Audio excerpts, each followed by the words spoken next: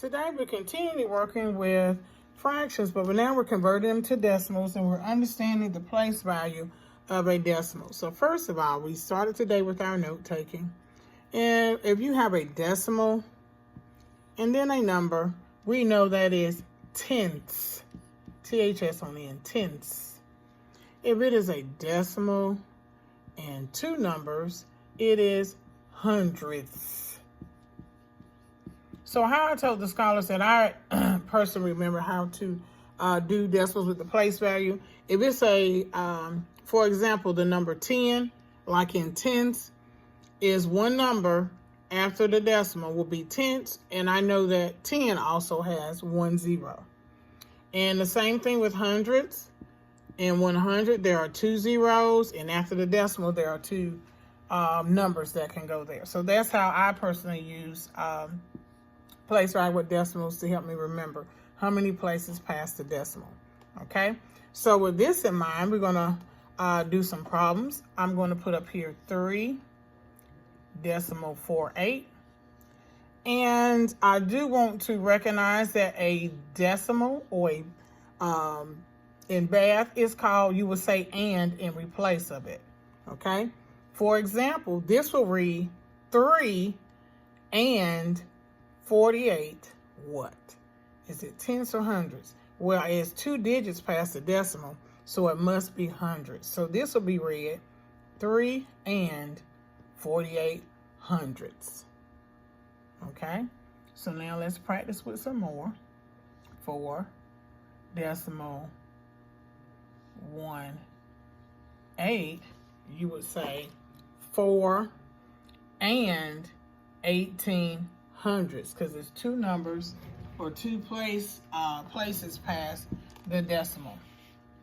Sorry, put that 8 back. So let's do decimal 5. How would I read that? Because no one says and 5, right? When it's leading with the decimal, sometimes it'll be decimal 5 or sometimes it'll be 0.5.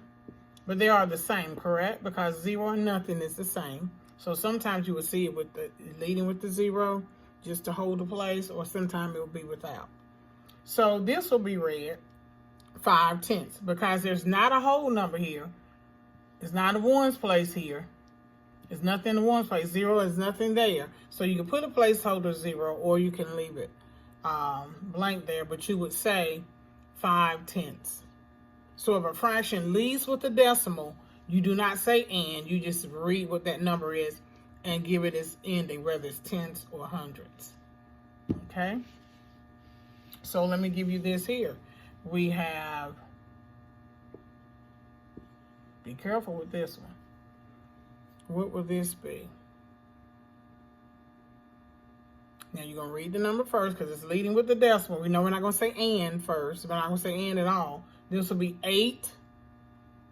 What? It's 2 places past the decimal. Good. 8 hundredths is how it will be read. 8 hundredths. Okay. Now I have a decimal here.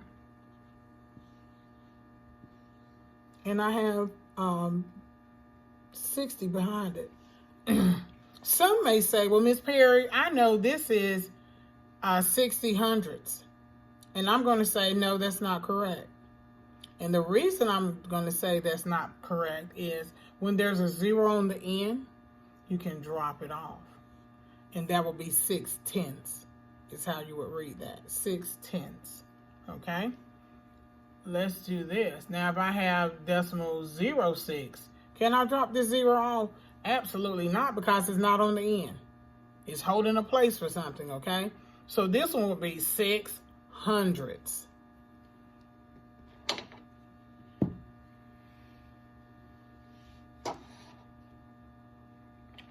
And another thing I want to show, we're going to do as a tape diagram. I'm going to put 9 partitions. 3, 4, 5, 6, 7, 8, 9. Those 9 partitions give me 10 parts. And I want to show on mine 4 tenths. And how I do that, I'm going to convert it to a fraction. I'm going to put or, and I'm going to put 4 over 10. Because when you say the decimal, it tells you what the fraction is. 4/10, right? 4/10. Now, I need to shade. This is 10 total, and how many am I going to shade? 4. So I'm going to do 1, 2, 3, 4. And that represents my 4/10 on the tape diagram or my area model. Okay, now I want to do another, and this is where I'm going to do 9 partitions going vertically. 1, 2, 3, 4, 5, 6, 7, 8, 9. And I'm doing 9 horizontal. 1, 2, 3, 4, 5, 6, 7, 8, 9. So that gave me how many? This is a hundreds chart or a hundreds board, okay? And I want to show